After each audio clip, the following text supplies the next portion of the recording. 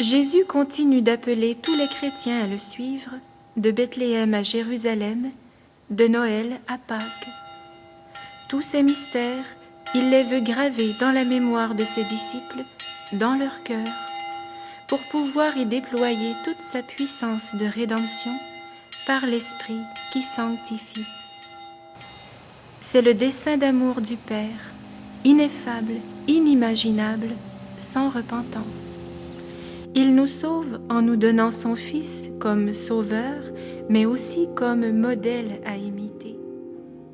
Imitation par la mémoire constante de sa vie qui, par réverbération, s'imprime dans l'âme.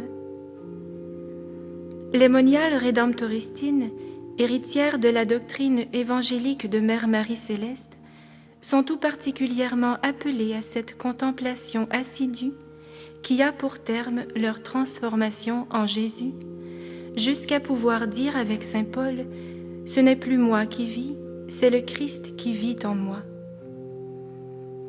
Leur souffrance et leur joie, unies à celle du Rédempteur, deviennent ainsi charité et humilité du cœur qui porte devant Dieu le monde entier, afin qu'il puisse lui aussi se rappeler d'où il vient, quel sang l'a racheté, quelle vie éternelle lui est offerte, quel chemin prendre pour y parvenir. Cachées dans leur cloître, elles sont le vivant mémorial du Rédempteur, faisant monter dans le silence, du lever au coucher du soleil, un hymne éternel, la folie d'amour d'un Dieu qui s'est incarné en Jésus-Christ.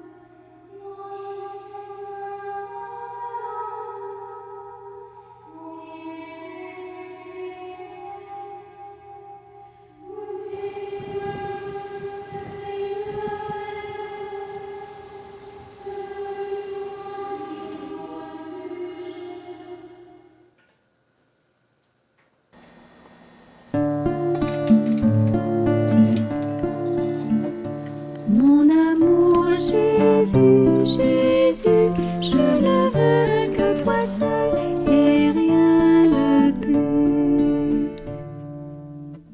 Reçois mon cœur et mon âme, ô Jésus, fais de moi ce que tu veux, Dieu que j'aime, je servirai de mon mieux, parle-moi, avec plaisir, doux amour, j'obéis. Mon amour Jésus, Jésus, je ne veux que toi seul et rien de plus. Je me confie en toi seul, mon berger, me reposant sur ton cœur énormant, puissant et plein de clémence, c'est ton bras. Je vivrai en sûreté avec toi. Mon amour Jésus, Jésus, je ne veux que toi seul et rien de plus.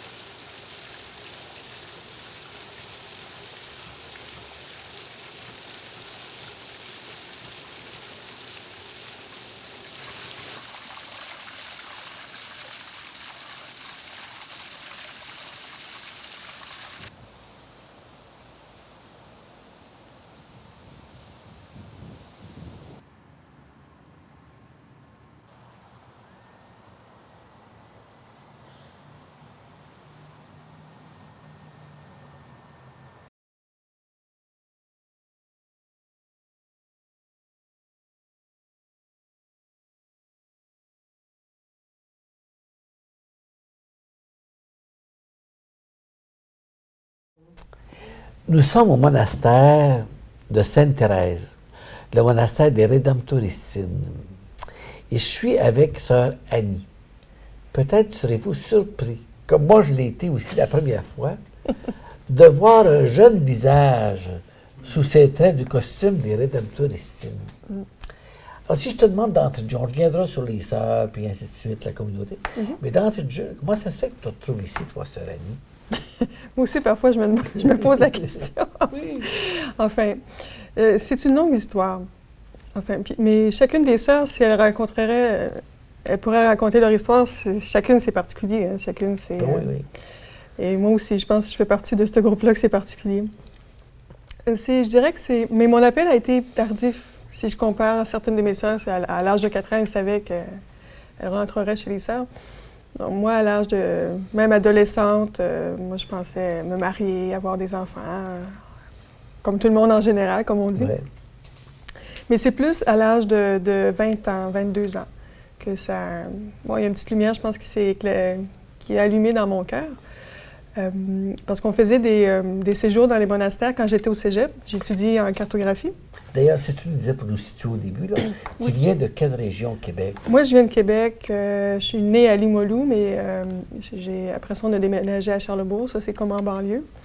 Alors, j'ai vécu mon enfance, puis toutes mes années, à peu près jusqu'à mon entrée ici. Là. Donc, c'est ça. Donc, on se retrouve, tu es à l'école encore. Oui, c'est ça. Tu visites des monastères. Comme à ce moment-là, il y en faisait. Moi, j'ai été dans l'animation scolaire, on faisait ça. Oui, c'est ça, exactement. On avait le groupe de pastoral. Là.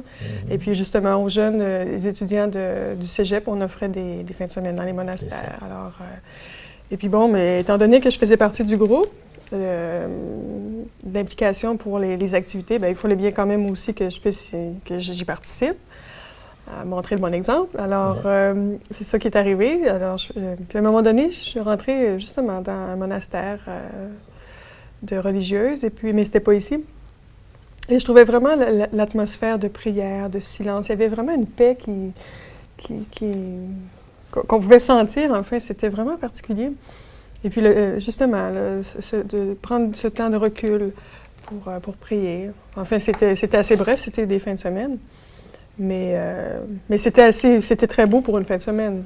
Moi, ça me convenait. Et puis, et après, je recommençais à étudier, tout ça. Puis, mais quand même, il y avait une réflexion qui commençait à se poser en moi, une question qui se posait en moi.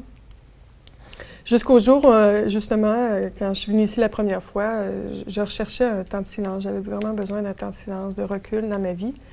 Et puis, l'endroit que j'allais d'habitude, c'était fermé. Alors, ce que j'ai fait, bon, le Seigneur prend tous les moyens, je pense, pour nous rejoindre. Alors, je suis allée sur Internet. J'ai tapé monastère Québec, quelque chose comme ça.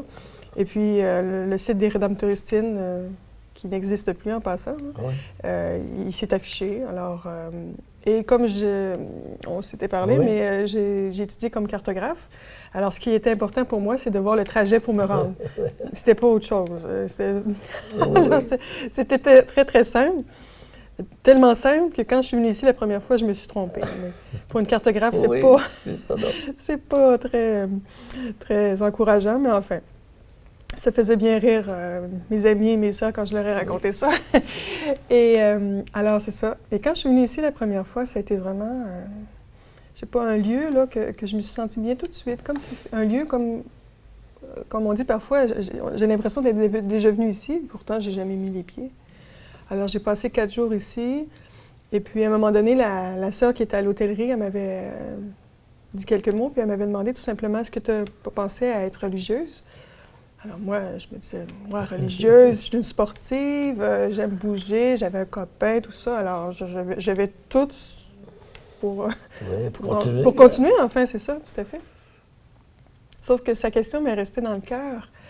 Je sais pas pourquoi. Puis ça a fait peu à peu son chemin. Et alors, 4 jours plus tard, après mon séjour ici, je suis retournée dans mon milieu de travail, dans mon milieu familial, mais... Il y avait quelque chose là, qui me chicotait, comme on dit.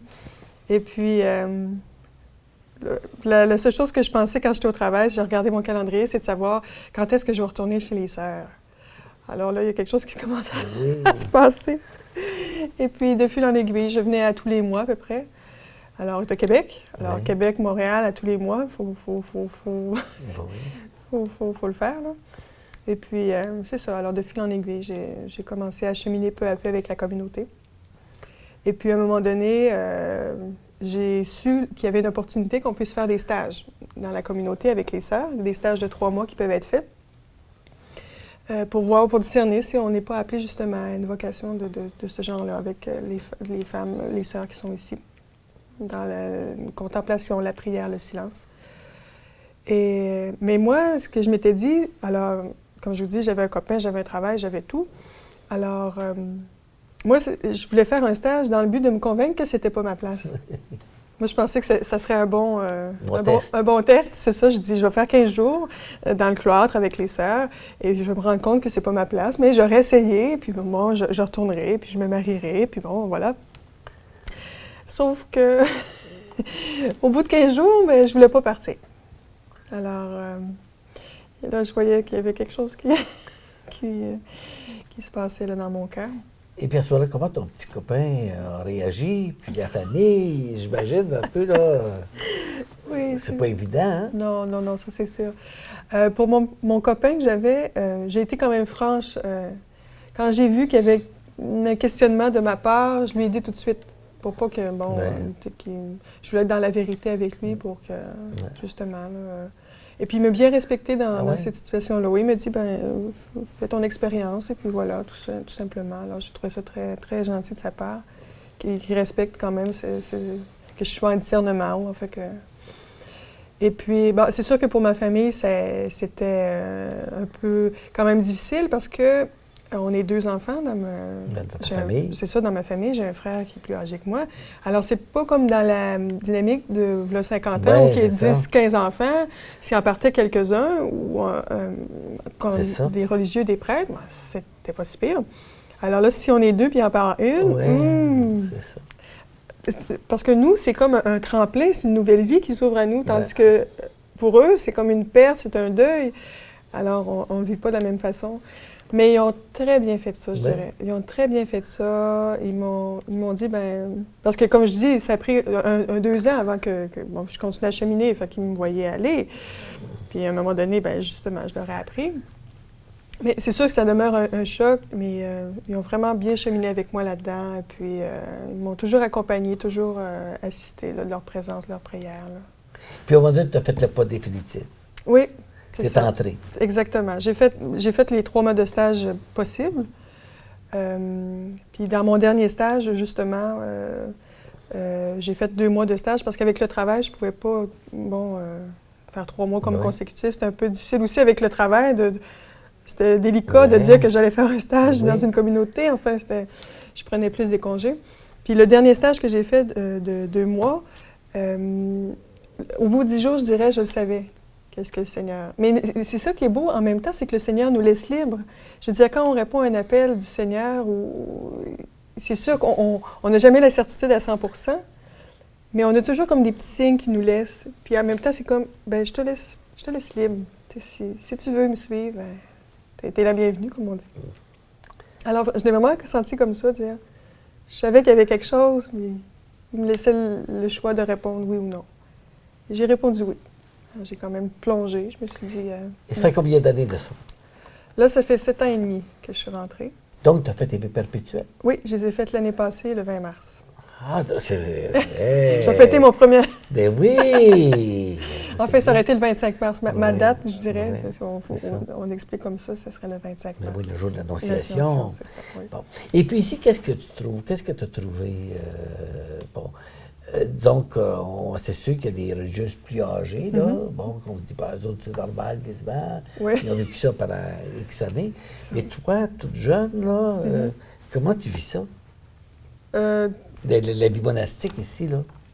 C'est sûr que notre vie c'est vraiment la prière, le silence, c'est vraiment, tout est orienté vers ça. Hein. C'est la contemplation. On est contemplatif, alors c'est la contemplation, c'est regarder Jésus dans différents mystères, c'est Vous faites quoi dans la journée, par exemple? Toi, qu'est-ce que tu fais dans la journée? Si, admettons, là, que nous autres, on est ici, là, mais les gens qui nous regardent à la télévision, admettons qu'il y a une jeune fille qui nous regarde. Oui. Tu lui dis quoi, là? Qu'est-ce qu'il y a dans le monastère ici? OK. C'est sûr que pour qu'il y ait une vie équilibrée, il faut quand même qu'il y ait le travail. C'est sûr que oui, il y a de la prière, mais il y a le travail, il y a le repos. Ah, puis c'est très bien équilibré. Puis comme travail, chacune a son service dans la communauté pour faire fonctionner, je dirais, la communauté, que ce soit à la cuisine, que ce soit à la sacristie pour à la chapelle, que ce soit pour le lavage, le ménage. Alors, chacune a sa part, je dirais, pour le bon fonctionnement de... Donc, il y a le travail, la prière, puis le temps de repos, c'est ça.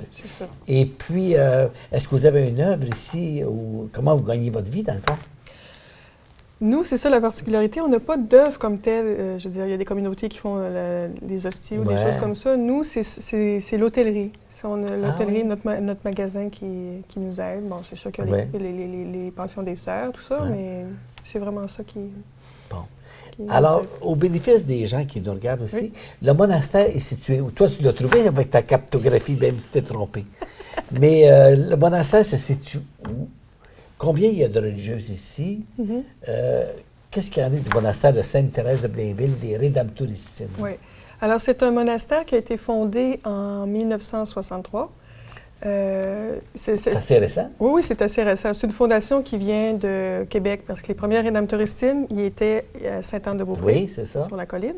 Oui. Après ça, il y a un petit groupe qui sont venus justement ici à Sainte-Thérèse en 1963. Alors, puis peu à peu, là, ils s'en sont greffés. Et maintenant, on est une communauté de 24 sœurs, alors de 34 ans à 95 ans. Et puis, on est un regroupement de 3 communautés. On est la seule communauté qui reste de Rédemptoristines, je dirais francophone. Francophone, oui, justement. On a des sœurs qui sont venues d'Amos, des sœurs qui sont venues de Québec, avec les sœurs de Sainte-Thérèse. Alors, c'est pour ça qu'on forme une communauté de 24 sœurs, oui. Ah bon. C'est ça. Et puis, est-ce qu'il y a des jeunes comme toi? Il y en a d'autres jeunes? Bien sûr, on est 4. On est 4 dans la trentaine, là, parce que oui, je suis le bébé de la communauté. Mais oui, on est 4 dans la trentaine, 2 dans la cinquantaine, 60, puis après ça, jusqu'à 95. Là. Mais ça, c'est intéressant. Hein? Et puis, je suis un téléspectatrice. C'est intéressant de voir Sœur Annie, mais on verra tout à l'heure à la chapelle qu'il y en a d'autres qui sont jeunes aussi. Et ça, c'est dans l'Église du Québec actuelle. Hein? C'est, je dirais, c'est intéressant. Oui. Et c'est particulier aussi dans les communautés cloîtrées, enfin, c'est ce qu'on nous dit, qu'il y a autant de jeunes, un petit groupe de 4, comme je dis. Il paraît que c'est quelque chose de bien, enfin, qui n'arrive pas souvent, comme on dit. Puis toi, tu es heureuse là-dedans? Bien sûr. Je pense que en fait, c'est le Seigneur qui nous appelle. Hein, je pense pas qu'humainement, j'aurais fait un choix comme ça, mais je pense en étant à l'écoute de ce que... Parce qu'il nous veut heureux, c'est ça qui compte. C'est ça. Il nous veut heureux. Chacun a sa vocation. Hein, puis il n'y a pas une meilleure vocation qu'une autre. C'est chacun a sa vocation. Puis je pense que la mienne, c'était celle-là. Et toi, tu me disais tout à l'heure que tu étais sportive avant d'arriver, puis tu étais impliquée. Oui, j'ai joué 18 ans au hockey. Ah! J'étais gardien de but, en plus. Ah oui? Oui, j'étais gardien de but. Bon. Les petites ligues, là, c'était pas la Ligue nationale. Mais ici, comment tu peux est-ce que tu es épanoui? Est-ce que toutes tes ardeurs sont camouflées? Ou pas du tout. Tu trouves d'autres occasions de t'épanouir? On reste ce qu'on est quand on rentre. Hein? Oui. On reste... alors moi, je suis rentrée sportive, je suis demeurée sportive. Alors, je prends exemple, on a un jardin de notre côté avec un chemin d'asphalte. Alors, c'est très bien pour faire du patin à roue alignée, du rollerblade, comme les jeunes diraient. Oui, c'est ça. Puis à ma profession solennelle, ma famille m'a donné un panier de basketball. Alors, je l'ai installé, là, pas l'hiver, là, mais l'été, je l'installe. Là, puis il y a quelques sœurs qui viennent se joindre à moi pour une petite joute de basketball. Ah, ben c'est bien ça. Oui, bien sûr. Mais non, justement, on reste qu'on est, puis c'est ça qui est vraiment bien. Alors, donc, si on regarde maintenant un peu plus loin, tu me parlais aussi avant l'émission que tu fais partie de l'UCRC. Oui, c'est ça, oui. Alors, donc, il y a des contemplatives, ici on le mentionne encore une fois, ce sont des Rédemptoristines qui sont à Sainte-Thérèse de Blainville. Oui. Si on donne les coordonnées, ce serait quoi? L'adresse, c'est 115 chemin Côte-Saint-Louis-Ouest. Ça, c'est important, l'Ouest. Alors, on répète, puis ça va apparaître au bas de l'écran, là. 115 rue chemin Côte-Saint-Louis-Ouest. Oui, et le numéro de téléphone?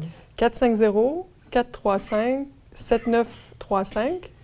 ou 450-435-7188, parce qu'on a 2 lignes. Parfait. Et puis, est-ce que vous avez un site web ici? C'est en travail, c'est en chantier. Il y a une page web qui est en train de se former là, peu à peu. Là. Alors, ça devrait être bientôt mis en ligne là, sur Internet. De sorte que les jeunes pourront... Oui, tout à fait, exactement. Et puis, est-ce qu'il y a d'autres jeunes au Québec, là, comme toi, dans d'autres monastères? Oui, il y a d'autres jeunes. Et c'est ça qui est... Bien, justement, avec l'UCRC. Oui. L'UCRC, tu me dis d'abord qu'est-ce que c'est que l'UCRC? Oui, c'est l'Union des communautés contemplatives.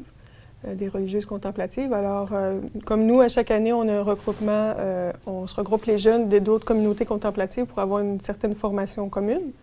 Et puis, alors, c'est justement l'occasion qu'on puisse se rencontrer, les jeunes de d'autres communautés ensemble, et puis partager, puis voir le vécu de chacune, puis en même temps, la couleur de chacune, parce que... Combien êtes-vous à peu près de jeunes contemplatives au Québec? Oh là, ça, je le sais pas. Non, mais quand vous faites vos rassemblements, je veux dire. Mais c'est sûr que c'est pas toutes les contemplatives, c'est celles qui font partie de l'UCRC, mais on est peut-être une dizaine, douzaine, quelque chose comme ça. Ça vient de quelles autres communautés sont présentes? Ah, les Dominicaines de Berthierville, il y a les Sœurs d'habitation de la Pocatière, les Recluses missionnaires de Montréal, les Bénédictines de Deux-Montagnes. Enfin, il y a quand même... Il y a d'autres lieux. Oui, c'est ça, oui. Puis ici, vous êtes 24 religieuses? Oui. Puis ça vient de tous les horizons aussi?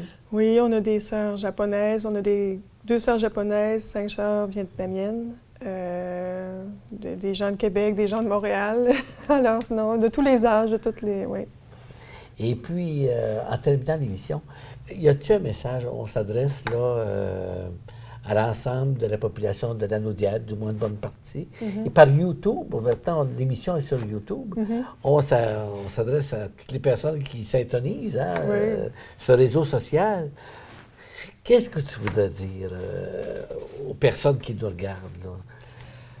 Je dirais pour les personnes qui se sentent interpellées à suivre Jésus, je dirais que ça vaut la peine.